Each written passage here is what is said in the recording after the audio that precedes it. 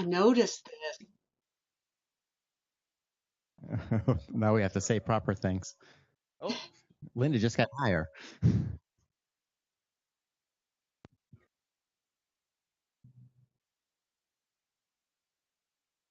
break a leg before your performance.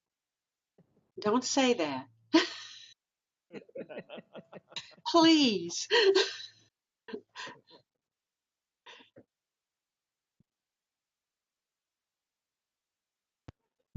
Okay, thank you all for making your way back. Please continue to return to your seats.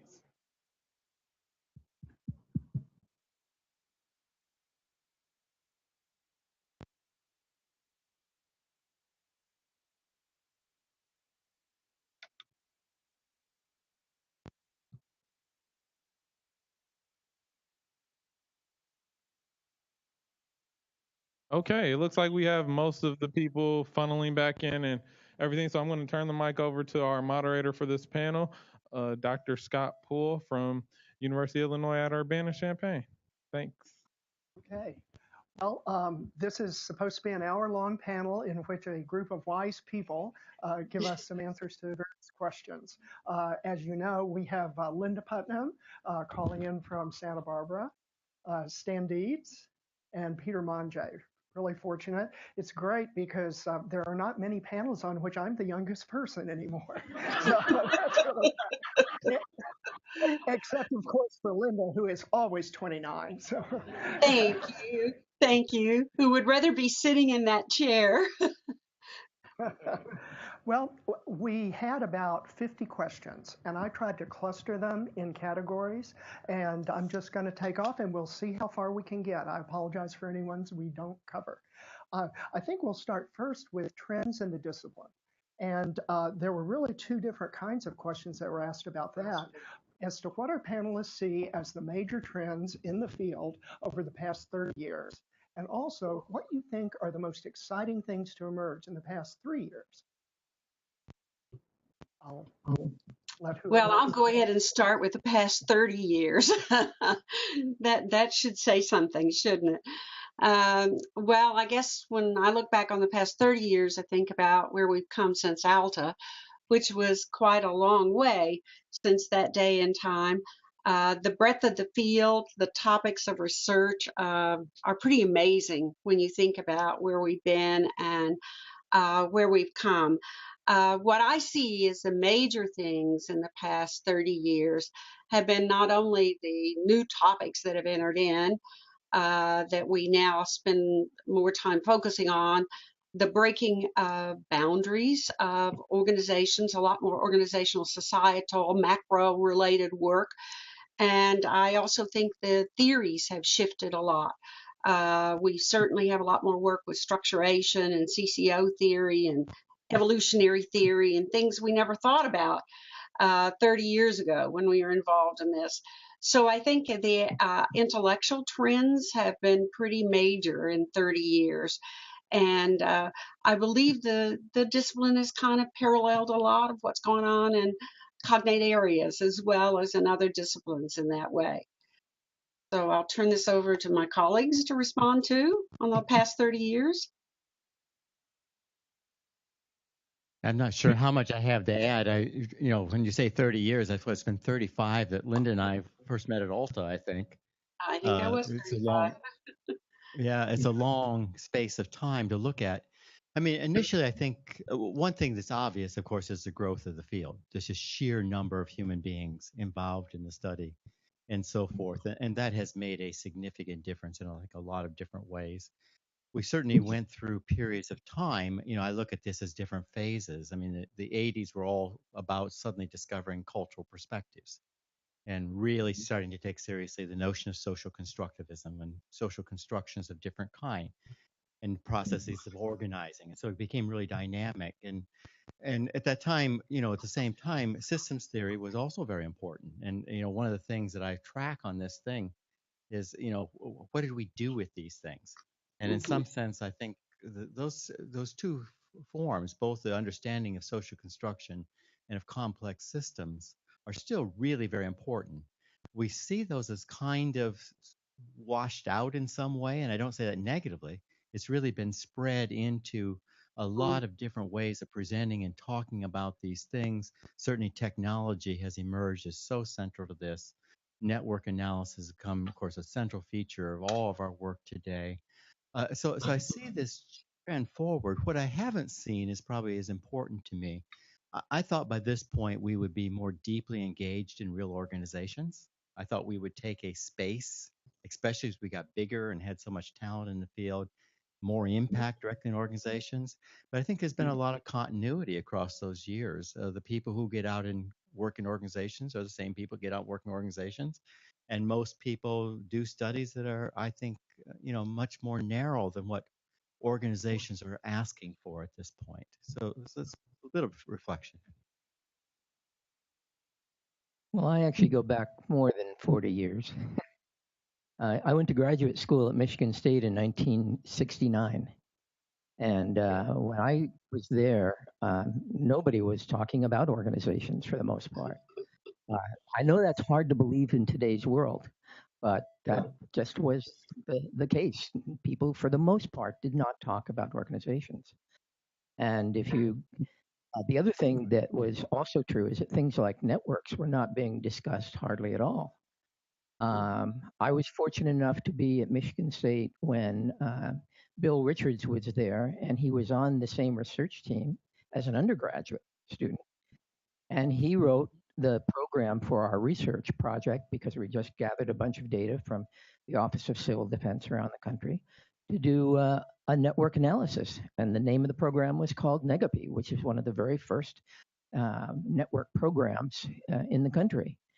And that was in 1971, 1972. And the first organizational communication textbooks came out in 1974, 5, 6, and 7. So we really do go back a long way. And I do think that I agree with Stanley about the ideas of systems theory, complexity, which is what I wrote my dissertation on, by the way, and the cultural turn, the interpretive term, have all been really very, very interesting and important foundational work for the discipline.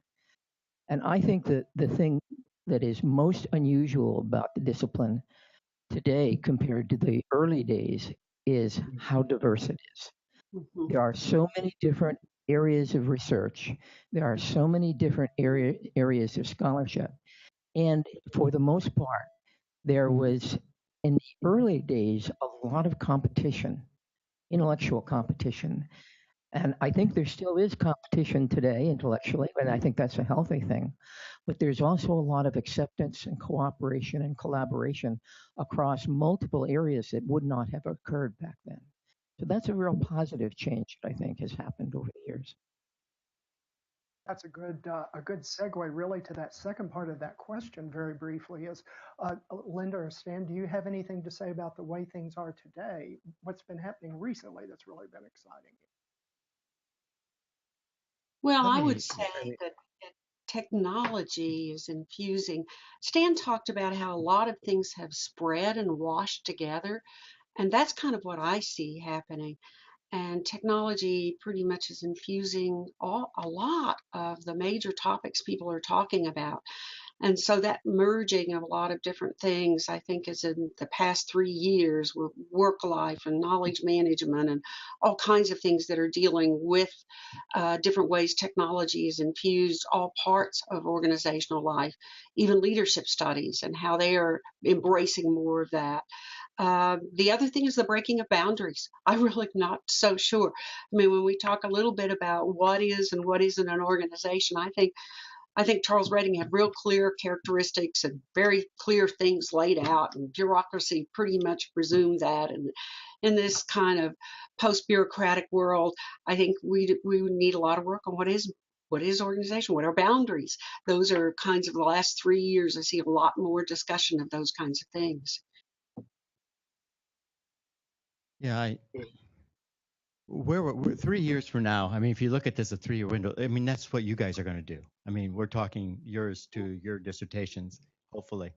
And so, I'd hate to ever predict it because in some sense it's already in the pipeline and it's already going there. there are, I mean, I have my cautionary tales. I get to be Linda and I have known each other long enough to know that she gets to be positive. I get to be negative.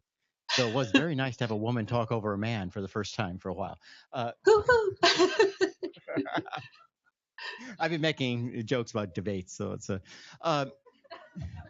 we have at the same time we've diversified and become acceptant of each other, siloed a lot. And I hear that in the papers now and so forth. The not a common language, not a set of social theories behind us that we are articulate about. And that does concern me how much we've siloed. And I've written even a few years back that we run a danger of becoming Teflon coated cosmopolitans. Everyone is allowed to be different. And that's in some sense better than the old days when Michigan State and I fought, right? That was better than that. But at the same time, we run into all this difference and nothing sticks. And so there are concerns that we have become siloed and so diverse, topics all over the place, that we may have lost some sense of grounding and common purpose. What are the problems we really want to confront? And I especially think this, since I've retired, I some 50 or 60 organizations have been in the last 3 years. And most of what we're doing is not technology there. Most of what's happening there are human relations problems, are the old things we used to talk. They're supervision problems. They're trying to reach decisions problems. And so I do think that we need to think about how much we are really still attached to the organizational life that most people live and the real kind of problems that they have in those. Because most of these organizations are not terribly sexy organizations. They're real nuts and bolts kind of things, producing products and trying to get through life and so forth. I think we need to take that somewhat more seriously. That links into another question that was raised that I thought was particularly interesting is, how do you guys see the next generation of scholars? How can they help organizational communication as a discipline grow and thrive? I mean, what I always talked to my students about was that you need to start your dissertation not with a literature, but with a problem. And I think a lot of our dissertations are begun with a problem in the literature or a literature, instead of starting with saying, what are organizations going to confront? I mean, when I look to the future, I mean, people say, what does the field got to confront? Well, 30 years down the road, if we take the window going forward, we got to have massive migrations in the society. We're going to have massive disruptions of different kinds if any of the models are right in terms of climate change.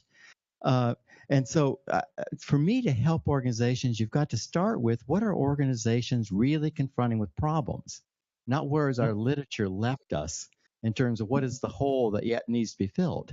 And so I would really challenge a lot of people to think about, when you think about the organizations in your experience, what do they need from you?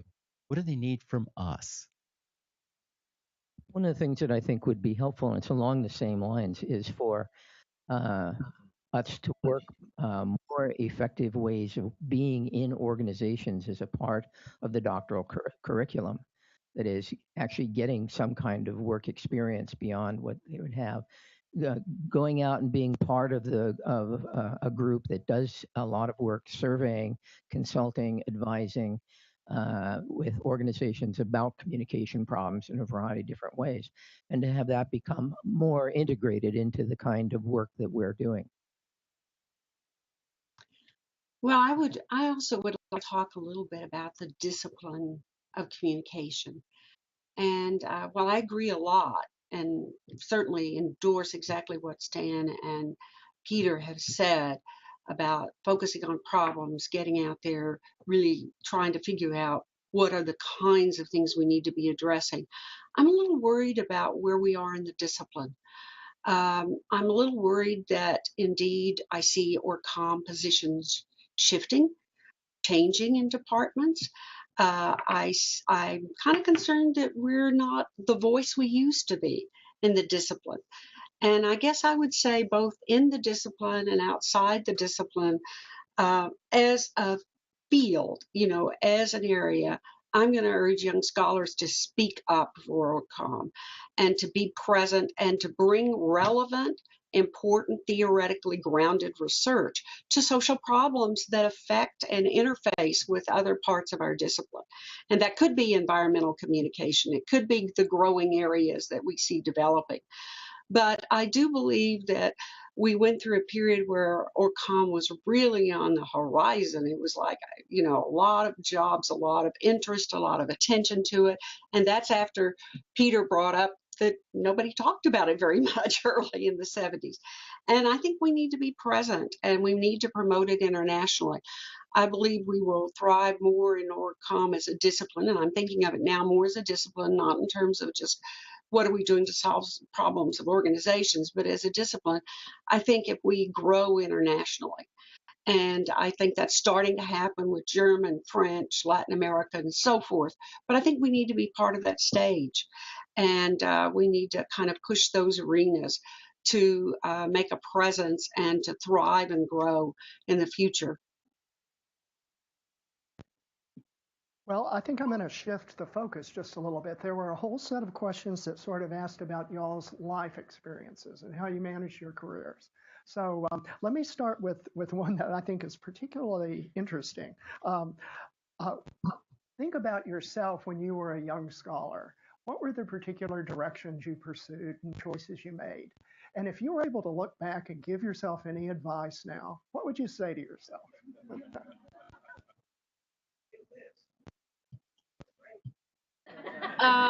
Boy, that's certainly something to be thinking about. Well, the world, as Peter and Stan talked about, was a lot different when we were young scholars.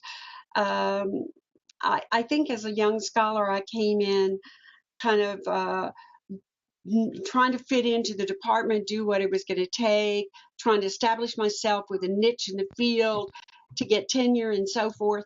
And I think young scholars did a lot, way too much. When I was a young scholar, I directed a basic course with 100 sections, 33 grad students, lots of service, lots of publishing, lots of teaching. And I guess the things that I think now as young scholars ought to find ways they can make a contribution and at the same time find ways to seek some kind of, I would say, balance in all of it. We came into the do-it-all, and I'm just not sure that's possible anymore. And I think departments need to make it real clear what's expected of young scholars, and young scholars need to ask a lot of questions of what's expected of them and need to negotiate more ways that they can achieve their goals and reach their tenure and reach a particular point, building their careers with the support around them. And that's a negotiation. And I think that was one thing I would say if I look back on my life. I had a hard time saying, what do you mean I'm going to direct a basic course? And I think those are kinds of things we need to kind of raise as we after we get into those jobs, is kind of navigate ourselves through those systems. Yeah, my career is a bit anomalous, so it's a little hard to project. So I got my PhD in 1973 and was just a few years away from being a hick farm kid from Indiana. And I still do have my blue FFA jacket, as the people at Purdue know, since I can wear it occasionally. And yeah, I was into a field I didn't understand at all, into a profession I didn't understand at all.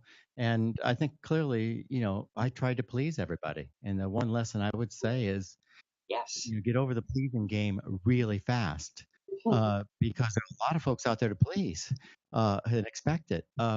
So one is, I think, get that out of the game. So when you're saying no, make it saying no because you're clear about this, not saying yes because you're thinking that they will care. They don't. They really don't. You spend 3 years as a chair of a department, you do everything in the world, and a year later, no one knows who the hell you are. I mean, so be real clear. They don't care. Okay. And so don't try to please people. And I think the other is that, I would have made the decision much earlier on to do what I love. And I know that's not a very professional answer, but it is the answer. I would have chosen projects and gotten into things, not because somebody asked me to do another chapter for some damn book. I'd have gotten into them because I wanted to be there, and it was very, very interesting and curious for me to be there. I wanted to learn about that. And I had more of a messy career than I think Nash referred to me as an intellectual scout. And my job is to wander around the world, seeing what we ought to be doing, and get very nervous when civilization shows up. But my life got a lot better when I decided my career was the next phone call, and whether or not I really wanted to do that, and not the plan I had of when I should be this or be that. One of the things that's, I think, difficult is the fact that for most of us, a career in organizational communication is not a career in one field. It's a career in multiple fields. So, for one, we certainly need to be competent in the area of organizations. And maybe for another, we might want to be competent in some specialized area that would be related to that, like communication networks, for example. And so the difficulty of keeping up in all of the areas that are related to what you're interested in is a real challenge. And I agree with Stan that most of any kind of work that you do for an institution is just not appreciated in any way that matters to you. I wouldn't go all the way that Stan does to say they don't care. I think they do care if you're doing a good job for them, and they do it. Yeah, well, I think they cared a little bit too. But the thing that bothered you was the fact that you didn't care about that as much because you wanted to be doing other things, and this took away from your options. So I would say that it is very important to try to figure out as early as you can what those kind of multiple specialties are, and to begin to develop your own intellectual questions and theories that bridge those different areas. So we should be able to talk to people in the organizational professional associations and journals and so on, but in a way that gives a unique communication perspective.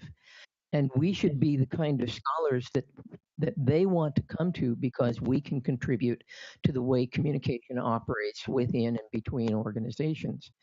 And that's a real specialized challenge rather than just being an expert in your one area. There were a couple of questions that related to balance, work-life balance, teaching research balance. Would any of you all like to comment on either of those? I'll comment a little bit on teaching and research and service balance. And I think there are a lot of differences across different kinds of universities as to what the expectations are and what people can do to balance those kinds of things. As I said, I kind of felt like that when we came in, we were never given a choice of trying to work those out as much, and we were trying to do it all. And nowadays people come to me and say, what service responsibilities should I be involved in? Because I kind of agree with Peter. There are a few of them that count. There are many of them that don't count that much. And I think those that relate to kinds of things you're interested in your research, that relate to the types of things that will further your networking in universities and different disciplines, I think the ones that actually can matter to the university and making an important contribution to helping the department or the kinds of things you concern about the university's presence are really important. But I do believe you should ask that question, what service responsibilities really matter? And it's not simply that the dean or the provost called and asked you to serve on a committee. Honestly, that, in my opinion, is sometimes the things you should be saying no to, even though they are ones that come from high power people. So I would argue that you really need to kind of think those things through in terms of your own goals and in terms on what counts. Talk to a lot of different I would say, mentors about that, find out from some different people about it.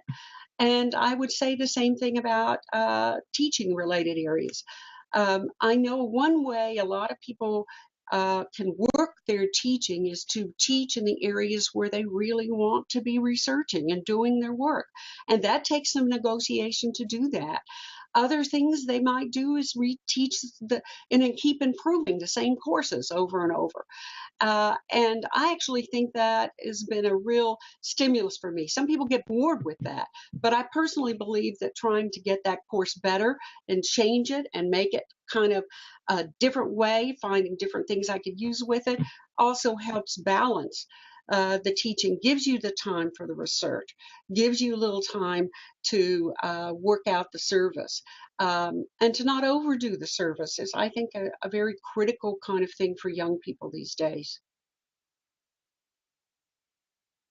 Sure. Well, I think of when I think of balance, I think of a number of things that are not necessarily directly related to your research and or teaching. But I think, for example, one thing that's really important is to make time for yourself so that you get away from the institution and do it on a regular basis, like weekly or monthly. Another thing that I think is really important is to get a fair amount of exercise. That is, for most people, exercise is a good way to release tension and stress and all kinds of other things. And I really stress this with my grad students and try to encourage them to do that. And in general, they turn out being less cranky with me. and I exercise too, so I'm less cranky with them. But it's the academic life is an extremely demanding life. Everybody wants you to do things for them. They want you to review for their journals. They want you to submit an article for their journal. They want you to go to conferences. They want you to teach classes and on and on and on. And you can completely fill your whole life 24 hours a day, 7 days a week, all year long, and still get only a fraction done of what everybody wants you to do. And that's not including necessarily what you want to do. So it's really, really important to set some priorities that will allow you to kind of work out home, family, and your health and your professional life as well. Let me just reframe it a little bit because I think the advice has been really good, but just to give a little different way of thinking about it, I don't like the term balance as a way of thinking this issue. Mhm. For me, it works better to think as, are you feeding your passions enough? Because I know people that spend 99% of their time at work, and that's the passion they have, and that's the life they want to have. That's not balance, that's them.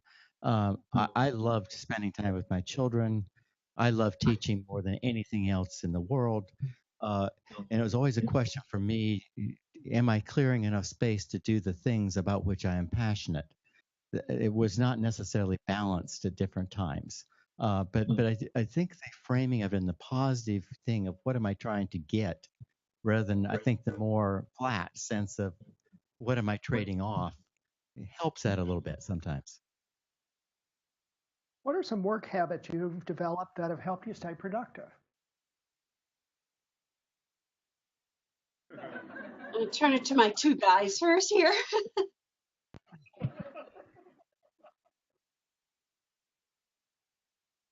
They're not talking.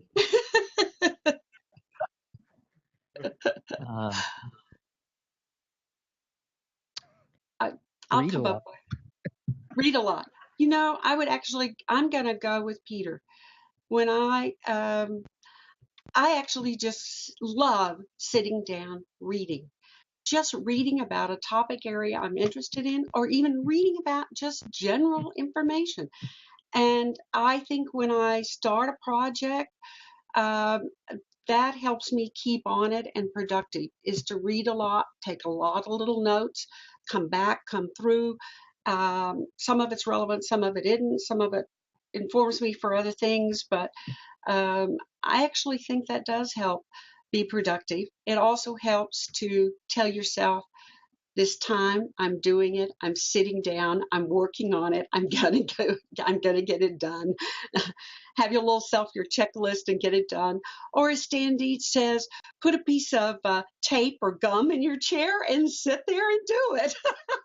I think that was Barnett Pierce's advice to you, wasn't it? He was giving me a pot of glue. I asked Barnett Pierce at one time this question. He said it's very simple. Go get a pot of glue, put it on the chair, and sit down. And right. It's not hard. Can I just a little again maybe difference on this part of it? Unlike my two colleagues, I really hate to read, and I hate to write more. And so my juices have to come from somewhere else. And they really do come from people. I mean, my productivity was greatly increased when I had children.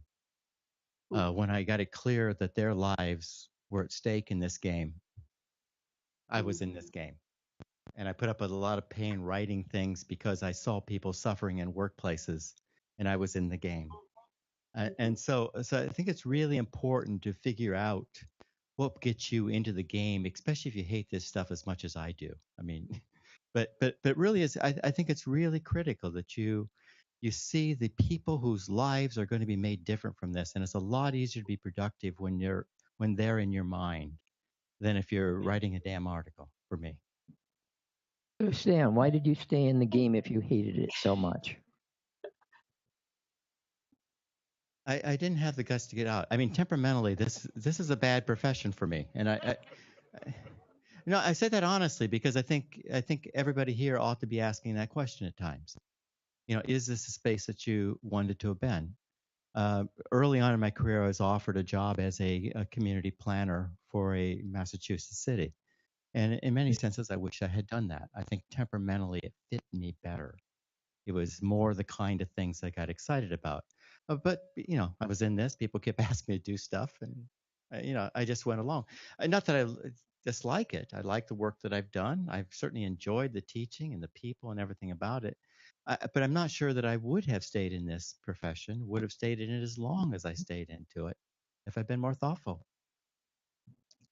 This is actually, I want to come back in on a little bit of what Stan said earlier.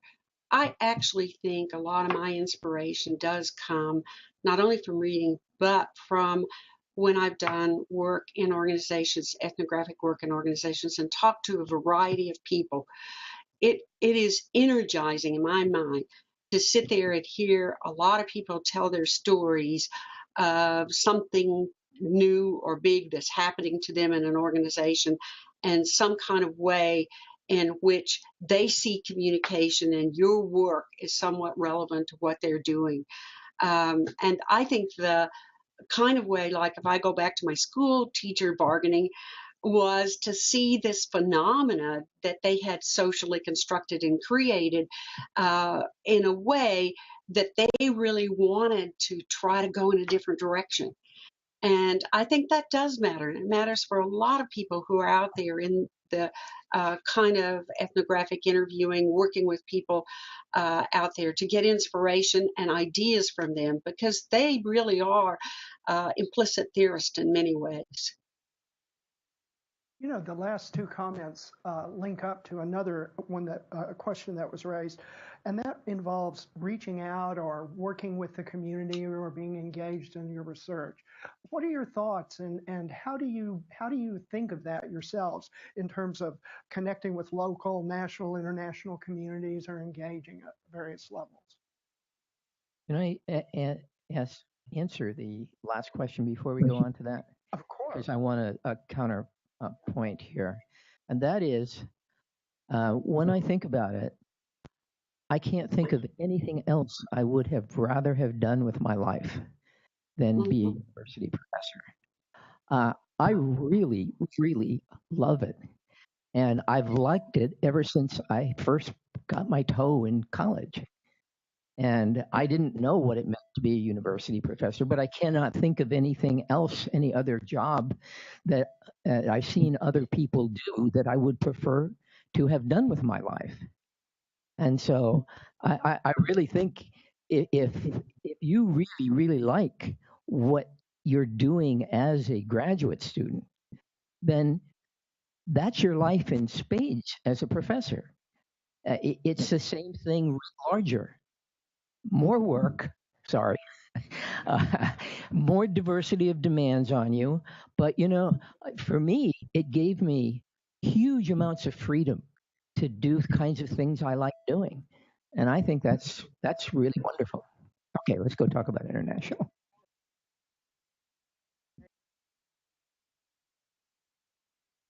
So you're asking about engagement in the community and local and national. And I actually see engaged scholarship on the rise. I do believe that we're going to be asked more and more, how's the university changing? We're going to be asked more and more to kind of address these problems. In my mind, we're going to be asked to deal with things that have to do with crisis management, risk management, dealing with different ways that environmental and social problems are creating.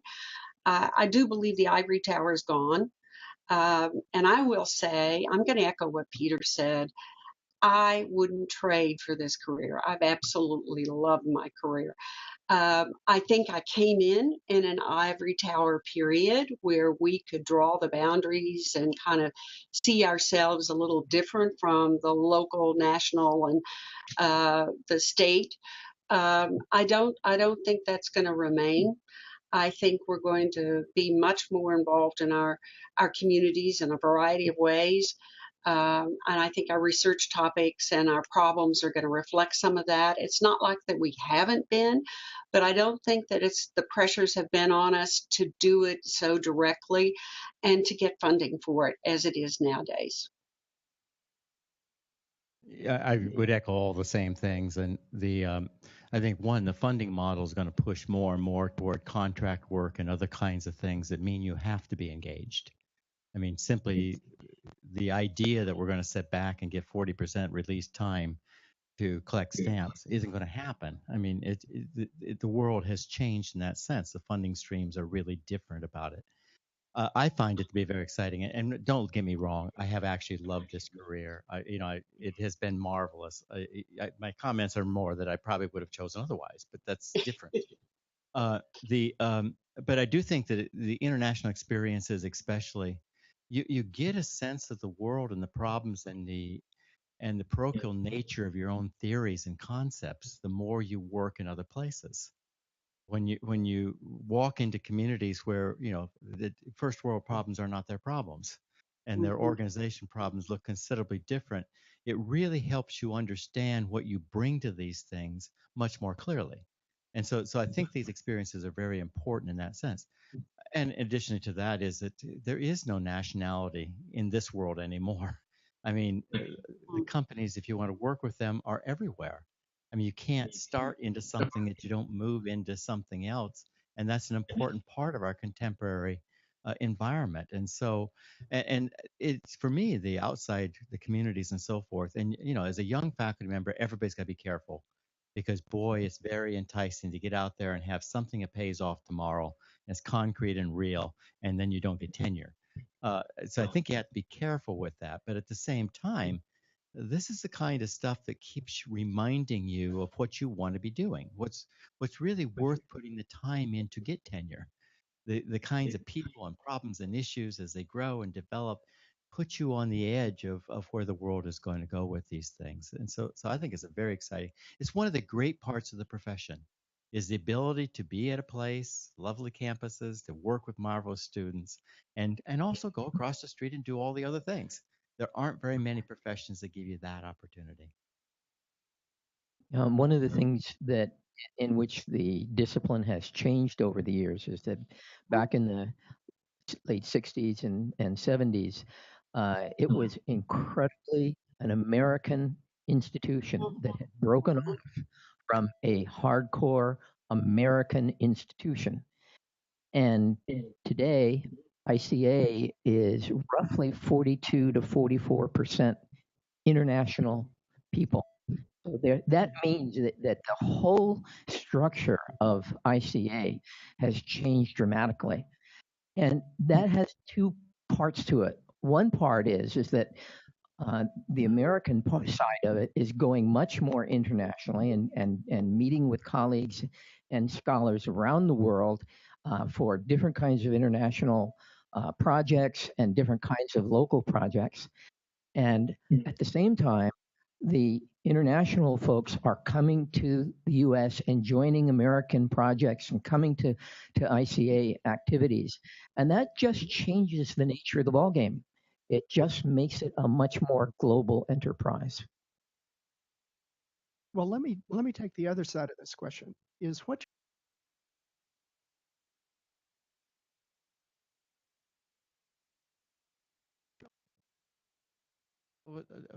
I didn't say that. No, I don't think. I mean, I think that's a. I don't think that's a good dichotomy in this. I mean, I do think there's a space for. I mean, I can hardly say, as having done as much philosophy if I had, that I don't believe in fairly high level intellectual discussions as being important to this. And I do believe that we advance ourselves in that way. I mean, so it's not opposed to that. But I think that there is a difference between things that might be egocentric and things that are pure. It's, the things that people just like doing because the university gives us the luxury of doing things they like doing.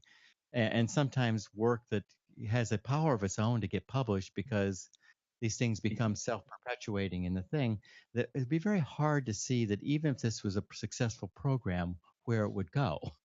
So I think there are ways in which we can go off track, but I think equally off track if all we're doing is administrative style research. We're just doing the problems that others bring to us and not formulating for them the problems they ought to be considering. We've also missed it.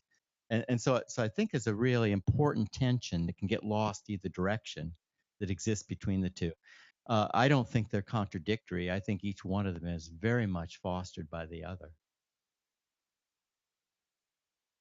I'm sorry, I didn't hear the question. The sound went off. Scott, could you repeat it? Sure, I was channeling the presidential debate people and fact checking. Fact I was just saying, right, or position checking. I was just asking you also to comment on whether there's room for peer research. Given your enthusiastic response about engagement. Right. Oh, I would say, and I think we'll continue with some people who are not out there kind of engaged. And I don't think that's going to be the way that everyone's going to end up going. But I do believe people are going to bring pure research and theoretically driven research to more social problems. I think that's going to have to happen. And that also is the grant, the funding activity that's, I think, going on, that there are social problems, then people are going to try to address those through the knowledge generated through various research projects and ways we can build the theories in to help inform and really give us something that is nothing as good as a good theoretical explanation for kinds of problems and practices are going to become even more pertinent than maybe even in Kurt Lewin's time.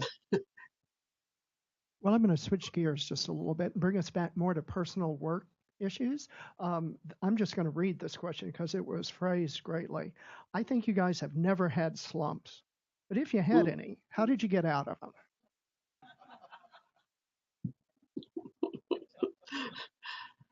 I'd say everybody has slumps. They have slumps where they don't believe what they're doing really matters. I think there are quite a few of us that write something and say, who cares? Hasn't it been said already? I think there are these moments where you can't get the excitement, the energy, the innovation, the kind of twist on something that you're looking for. That's a slump. And I think that's pretty common in some way. And I look for the sources of inspiration that I look for in the first place when I get the slumps. I go back and read some. I talk with some people about the issue or the problem itself, and I try to kind of give me a new angle on it. For me, I write with excitement and with kind of a communication energy that comes from trying to get these ideas translated or to a particular audience or around a particular topic.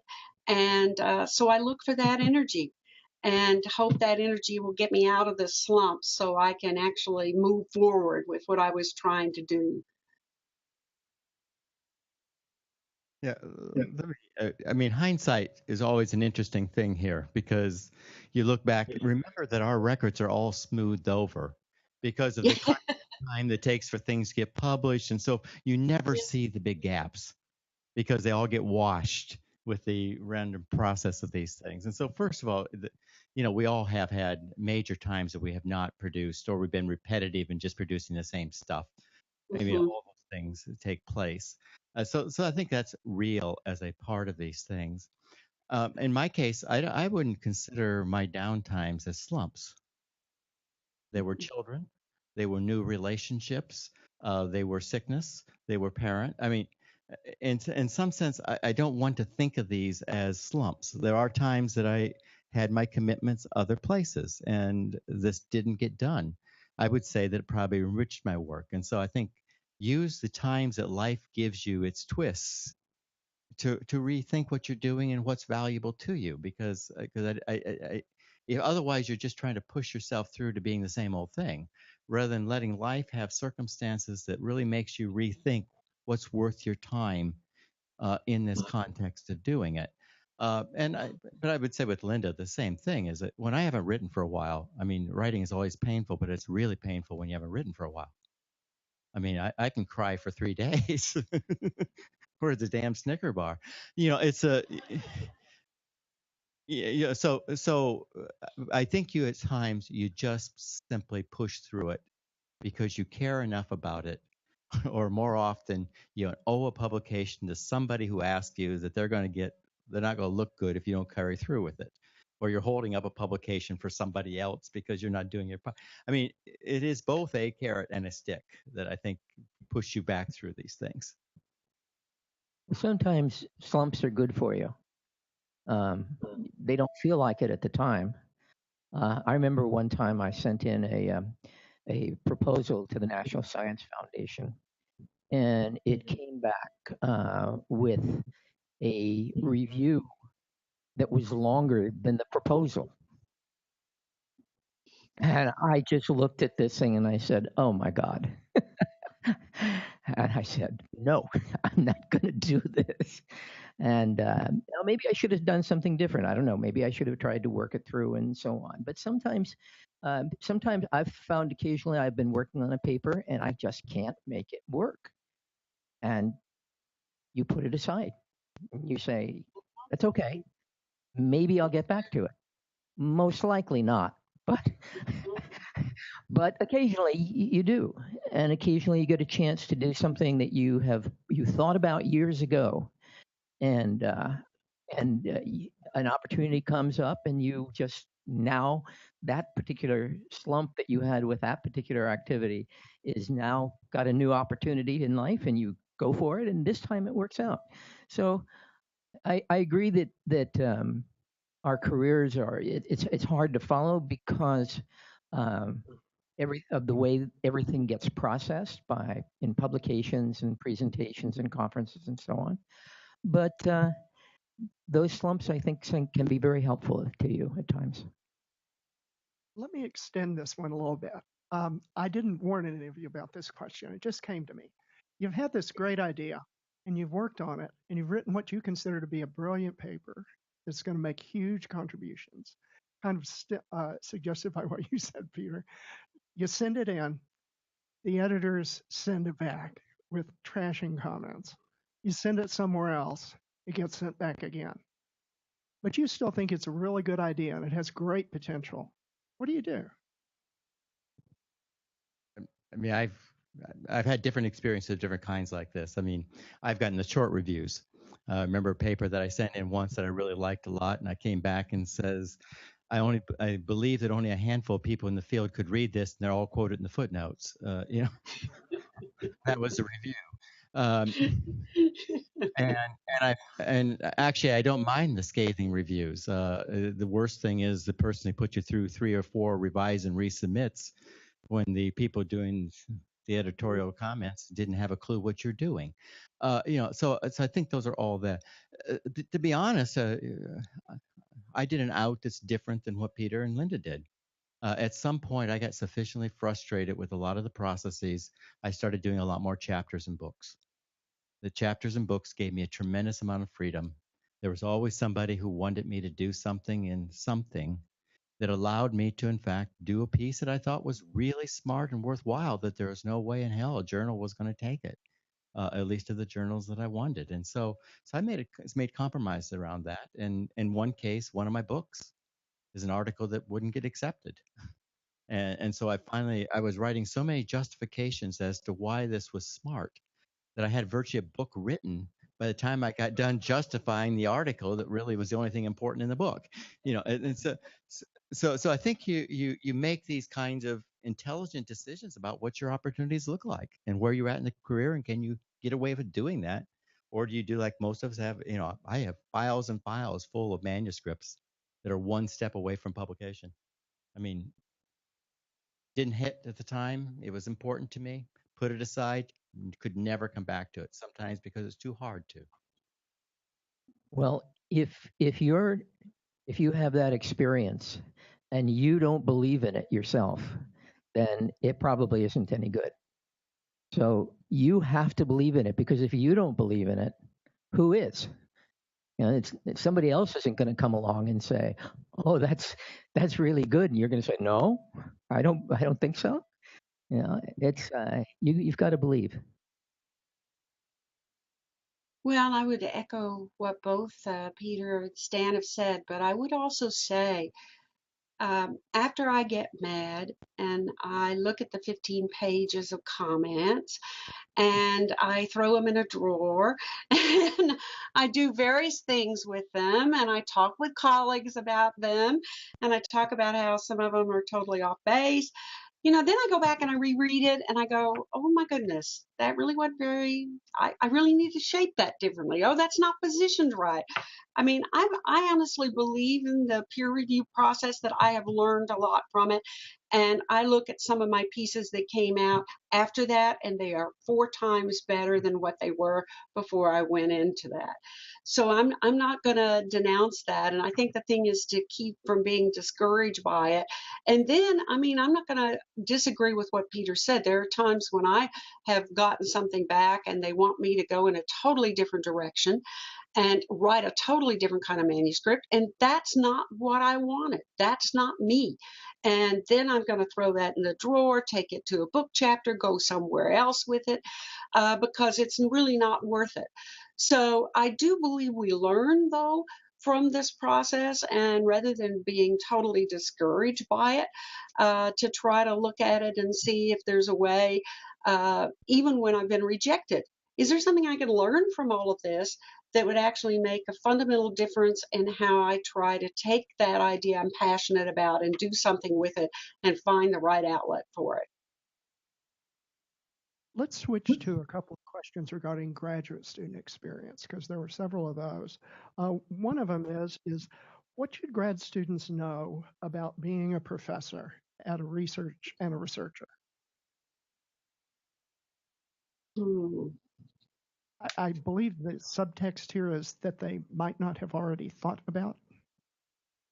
Really, I think, I've had a number of really good graduate students, and I've had people that have had different kind of difficulties. And, I think the one thing is hard for all of us, I think, to learn is that a lot of this is about matching. I mean, the getting to the right institution because that's what you want to do. Not being upset because you're not getting tenure at this place because you're not the person that does what they do. You should, and so I think one of the lessons to learn is really do honest assessments about who you are, what you want to be, and I think that's the hardest one to get a good handle on, so that the rejections don't feel bad, and the acceptances feel right. Because the worst is to be tenured someplace where you don't want to be, or to be rejected at a place you should have never gone. I mean, so I think part of it is to get that, and the other is I think don't get this thing as a game.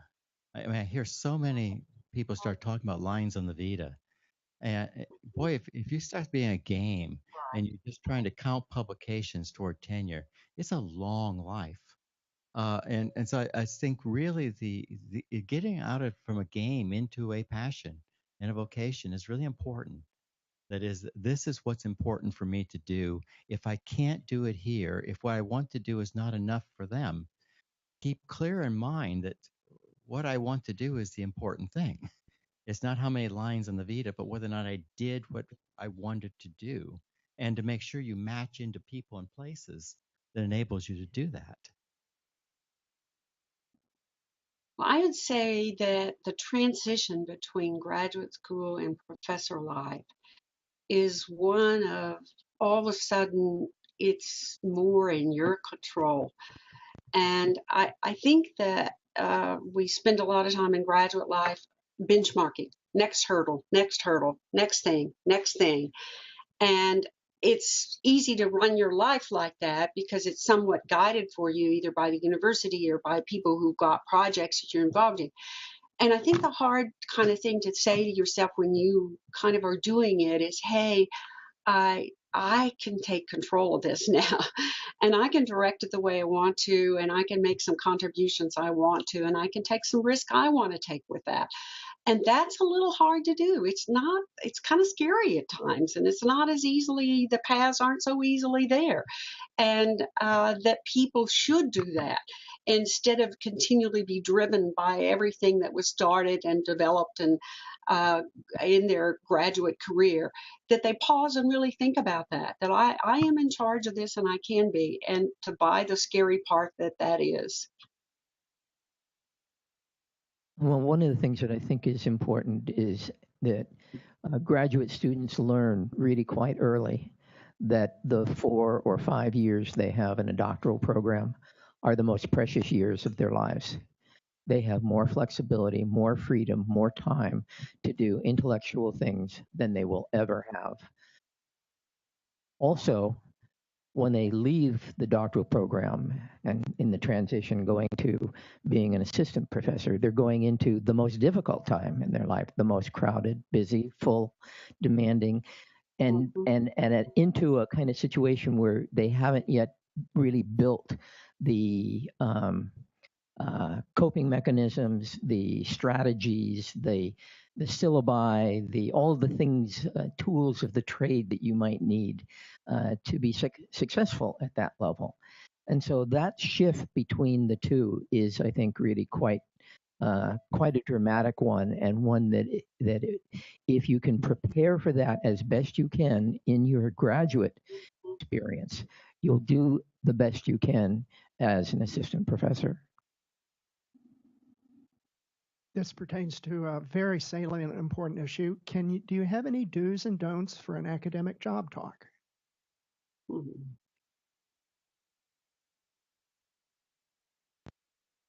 Well, I think that one of the common don'ts is don't float trial balloons. Don't go out there kind of with something that you've been thinking about that is such a great idea and hadn't been worked through real well. I think the other kind of really important part about a job talk is it's for a broad audience. And I've heard lots of job talks that come in really clear for someone very specialized in a particular area, and other people don't understand, don't get it, don't know why it's important. That you ought to think really about a little more like a lay audience, but a highly educated one, and really go for the rationale of what you're doing, why you're doing, what is important, what its contributions can kind of be, and have some really fundamental, concrete kinds of things. Some people believe you shouldn't have data or data analysis. I think in the job talks that I've heard that have gone real well, you do have those kinds of things involved, and people are looking for some of those. And the other thing that I think is really clear in a job talk is that rather than going blanket on everything I'm interested in, it really should be a particular project that someone's involved in. Those are the best job talks that I've seen. Well, I think it's really important that people understand that what you are doing is something you really love, something you're really passionate about, something that you're willing to defend, something you're very open to ideas and suggestions and recommendations for improvement, and that it is something that you can talk about at multiple levels. So you can talk about the technical, you can talk about the general, you can talk about the social implications, you can talk about the broad theoretical or philosophical implications of what you're doing, and you can tie that to all the other things that you're working on. So it fits into a larger picture of who it is that you see yourself as a scholar. And then there's this one other kind of trait, I guess I would say, that I think is really important, and I'll be fairly specific about this. Paul Leonardi gave a job talk at the Annenberg School a year or two ago, and about 5 minutes into his job talk, after showing some really beautiful PowerPoint slides, the power went out in the building. And Paul turned off the computer, but it was already off, sorry. He just shut it down and walked over and said, well, let me tell you about my research. And he went on for 45 minutes talking about his research in the most articulate, interesting, easy to understand way without any backup whatsoever. If you can do that, you'll get the job. I don't have a lot to add to it. I think you're giving job talks at a lot of different places. Be aware of where you're giving the talk. Most of you are not going to be applying to jobs at the same places you're doing PhD work at. They're not the same kinds of places. And so I think it's really important to really be mindful of what kind of an institution you're walking into, who are the people, and so forth. And I've seen people give a standard convention talk that just doesn't match the type of institution that is there. And I think, and this is what Paul does so well, make your research a story, not a list. I mean, tell your story, which is why this is important, what you're doing with it, because a lot of the people won't know the whole story behind it. They'll only see your results and your conclusions. And so, and that doesn't mean make it long. But tell a coherent story that when they walk out of there and someone says in the elevator, so what did they talk about? That they'll give the right talk for you, that they have that elevator speech done for you because you help them understand the narrative of your work. Well, I'm going to open it up for some additional questions from the audience, but there's one last question that was just too good to put down, and that is, what idea has had the most influence on your academic life? Well, I'm going to say two kinds of ideas, and one of them's been hinted at a little bit by the other two panelists here. One thing is, I came into the field when a lot of research never looked at communication as process. Berlow had come out with a book on process, but nobody knew how to do it.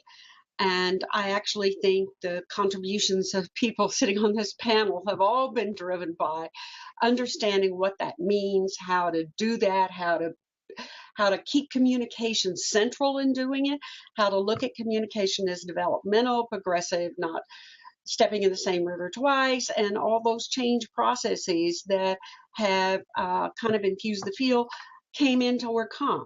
And I think that was a big thing that made a big difference in the kind of work that I did and continues to. I'm still continued interested in that. The other idea, and I was very influenced by Davis's article, That's Interesting. It was an article I read in graduate school. It's an article I've used with my graduate students. And it was one I think that Carl White picked up on in his books and talked about what makes research, what makes it important, what makes it exciting, what makes a contribution. And for me, it's something that challenges the assumptive ground. What is the assumption right now? Where are we right now in assuming this? And how can we challenge that assumptive ground? And that may be different for different audiences. That's one thing that White brought to that issue, is what's different for the different audiences that might be in challenging the assumptive ground that's out there. But what we think may be the case and find it's not, it's the reverse of that, is fundamentally interesting, and it has guided a lot of what I have done in my own work, and it always has given me an inspiration.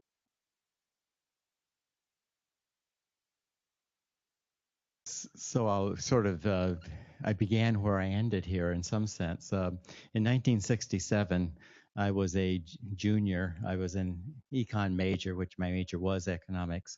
And I walked over to a communication department, and my professor decided there were two new books that had come out that he thought that we should try to read. It was The Social Construction of Reality and The Pragmatics of Human Communication. Yes. Yay. I mean, and if you know those books at all, I know they're ancient history to most of you, but they fundamentally challenged my worldview. And most fundamentally was that one is that if social construction is real, and if this is the fundamental human process, then whoever controls construction controls the world. And so power became quickly part of that. And the other book taught me that you must think systemically, that all social constructions happen in complex systems. And the rest of my life is really working out the complex systems in which social construction takes place under conditions of power. And that's still me. The more fundamental lesson that may have been there, that probably has had the most effect on my career, this was the first challenge to my mental concept of psychology. Both of these books are deeply antithetical to psychological ways of thinking. Our field is still mostly psychologically driven in its concepts and its conditions of traits and looking at you feel like the communication part of this gets lost endlessly to return to psychological variables that predict them. And so, but the idea of a non-psychological understanding of the world was really, really very important to me. And the second turning point probably was around the notion of theory. This is an old article by Ken Gergen on generative theory. And his argument, which was very persuasive to me, I still believe it deeply, the contribution of a social science is not in the knowledge it produces. It is the concepts that it provides that become part of everyday life and change the way we attend to and think and talk about the world. And that is antithetical to most of how social science is done. But it is what I deeply believe, that is the place that our real contribution comes. And we ought to be paying a lot of attention to what is the language we're giving to a community to think about, to see, and talk about its problems. I wrote my dissertation on systems theory. I was fortunate enough to be at Michigan State when the early work was being done on communication networks. That became a fundamental part of a lot of the things I did. I was deeply interested in process, a lot of stuff that Scott has written about, for example, and particularly dynamics and overtime phenomena. So I tried, when I could, to gather data that were overtime and that were analyzed with things like time series analysis and things like that. And I've been very interested in the latter part of my career in evolutionary theory. So those four have a lot in common. They complement each other. They're integrated in a variety of different ways. And I think they make an interesting sort of package go together. It's probably a lesson in itself that of these three highly creative and influential people, they all thought of more than one idea that influenced them. We have time just for one or two other questions from the audience, and I know I haven't covered everything. So in the back, yes, sir.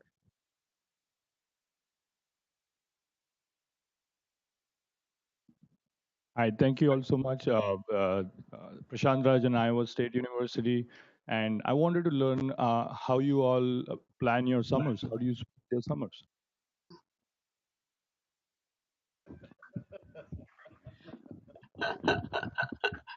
I use my summer to plan the school year. No, I'm just kidding.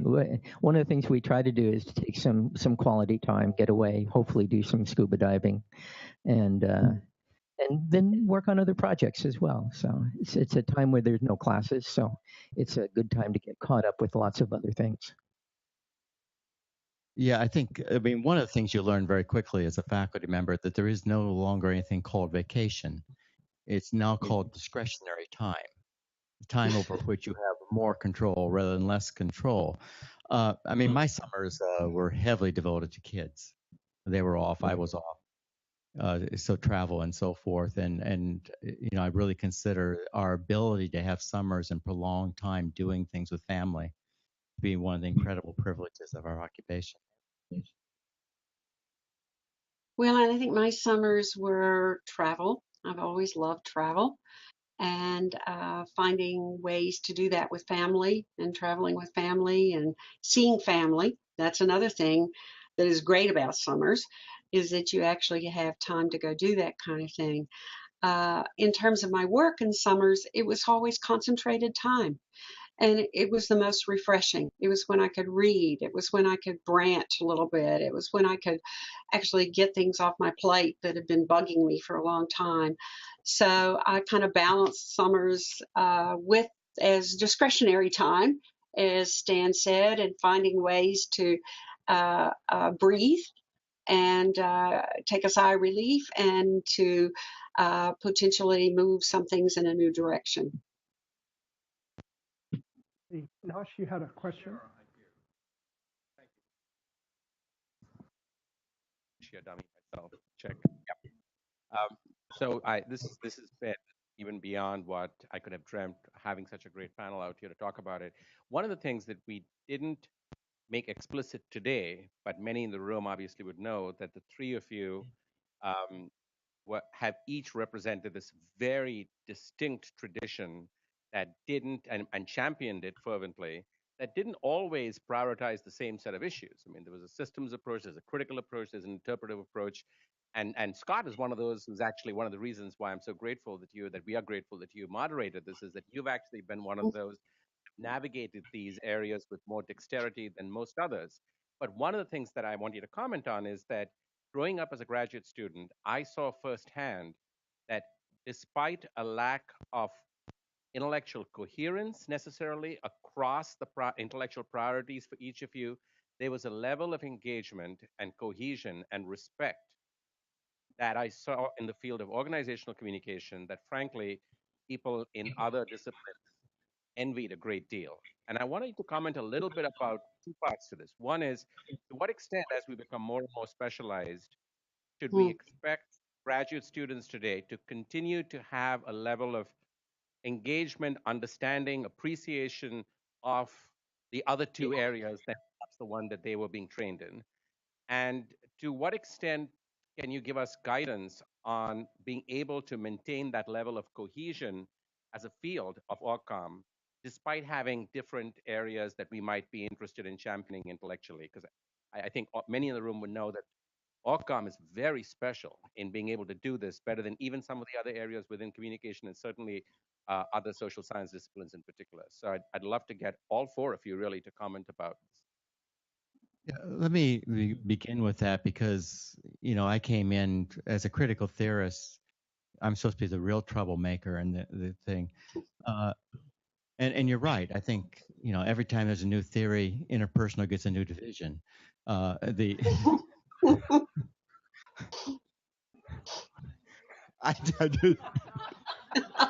didn't say that. I'm old. What are you going to do to me? I think there's a couple of different things. One is that there is an interpersonal dynamic that's very important, and you should be mindful around that. Linda is, and I will say this to close your, Linda's an important piece of this. Linda was able, from the very beginning of Ulta and other places where this could have come apart, to have instead reached out and engaged. And so I do give a lot of the credit. Founders set cultures. And I give Linda the credit for being much of the culture setter in this, in terms of her temperament, her reach, her ability to read other studies, and so on and so forth. So I do think there's some real interpersonal dynamics. It wouldn't have happened had everyone else not played their parts. And I do think that as a field, and again, unlike some of the other areas of the field, we are so problem centered. We became interdisciplinary from the start, because when you deal with real problems, your theory isn't the issue so much. And so we were able, by staying problem centered here, to be able to say lots of different approaches are going to help us deal with that problem. For that reason, I really look forward. I mean, I do think it's going to be a real problem in the future for people to stay abreast of the broad sets of literatures that exist. It's overwhelming. But I do think that if you stay with the idea that we're trying to solve problems, I'm not trying to advance my theory, that you get a long ways to understanding the respect you need of others, and that the contrary positions really do provide for you something that is really quite unique and special, important to where you go. Yeah. You want to go next, Scott, or? No, I'm just the moderator. No, you've been asked to respond. Well, I specifically I could asked go Scott next, or to respond yeah. to this question. I want all four of you. well, okay. Well, for me, the really interesting challenge in my career has been I've always been interested in too many things. And so I'm interested in everything these guys try to read it and I try to understand it. And for me, the really interesting intellectual challenge is how do you take a problem that's framed in one of the disciplines Mhm. and then re-theorize it or think about it so that it connects with maybe a mode of inquiry in another discipline.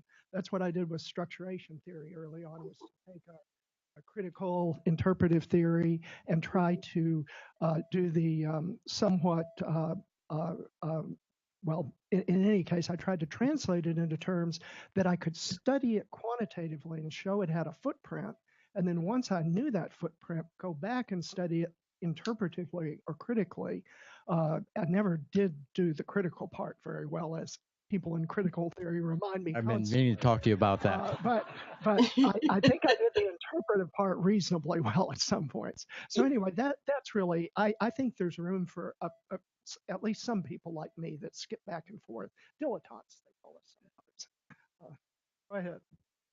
Well, I'll comment, and please, I think that this field has had a lot of the right people who have worked to form a foundation, and I credit everybody up here and many others who are part of this, because I really believe we started dialogues a long time ago and found that we learned a whole lot from talking to people who don't think and act and work like we do, but found ways to cross-fertilize. And I love Scott's idea of taking problems and then circling around from different kinds and points of view. And honestly, some of us have worked in a lot of different ones, not necessarily chameleons, but we actually have had different kinds of hats. And I think that also lends to understanding each other and coming and cross-fertilizing. I also believe, as I look at, we still teach a survey course that kind of crosses all of us. Even our fundamental basic textbooks do. I don't see that in some parts of our field. I see a survey course as some little niche of that field, and people survey that niche. And I think trying to keep that together intellectually in our curriculum is really important in the future. It's harder and harder because we don't have enough weeks in the semesters to do this. So I think that becomes harder too. But I do believe if there's ways we can, we should try to continue to do that. And I also believe that we have done this through our conferences and through the ways we cross kind of fertilize. I'll never forget the moment when we had a top 3 panel at ICA, almost all on networks, and Dennis Mumby was the respondent. I mean, who would have thought?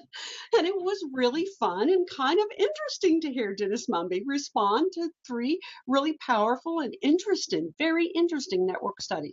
I don't think there are many parts of our field that would kind of do that as a way of allowing us to stretch ourselves and to connect.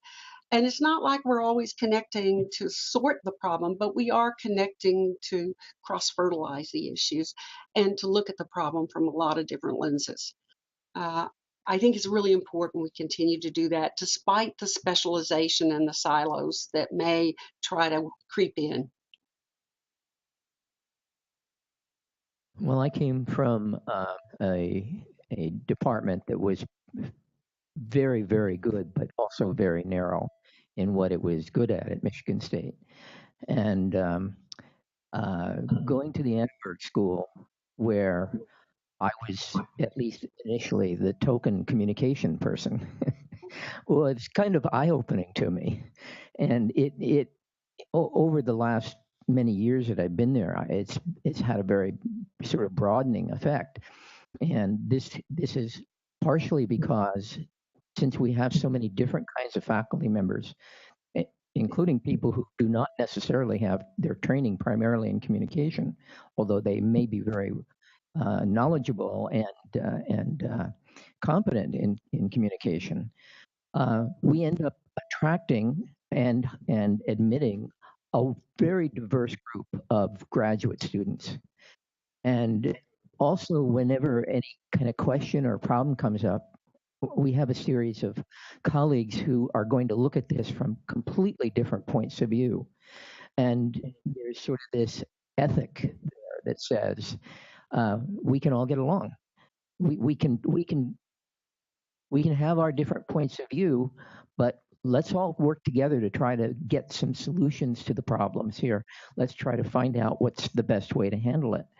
And I think that there's a lot of diversity in the people who go into the field of organizational communication in general. And so if you can carry that over with you, if you can look for that, even if it's things like interdisciplinary work teams, research teams, those kinds of things help a great deal. The kind of diversity that we get in our panels, for example, at ICA and NCA and other places, that helps too. So I think it's kind of a value that we need to nurture. And as we continue to grow, to be careful not to let ourselves fall back into those silos and to let ourselves be as diverse and interactive with each other, others' points of view as we can. I think we're at the end of our time. There's going to be an announcement of a slight program change. But before we do that, let's all give our three wonderful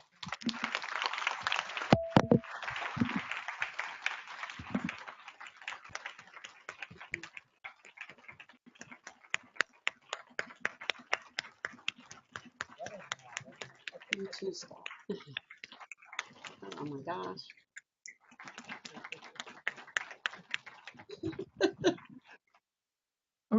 Okay, the announcement, although perhaps, would you like to make it, Nosh, that we're...